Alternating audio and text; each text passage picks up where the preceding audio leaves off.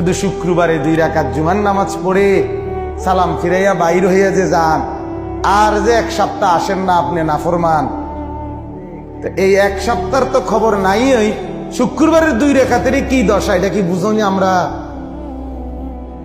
আপনি শুক্রবারের 2 রাকাতও তো কিচ্ছু হয়েছে না গড়ার দিক, কারণ এই 2 রাকাত গ্রহণ হইলেও তো আসরের নামাজ পড়তে মন চাইতো। তাহলে আপনার নামাজের দশা কি?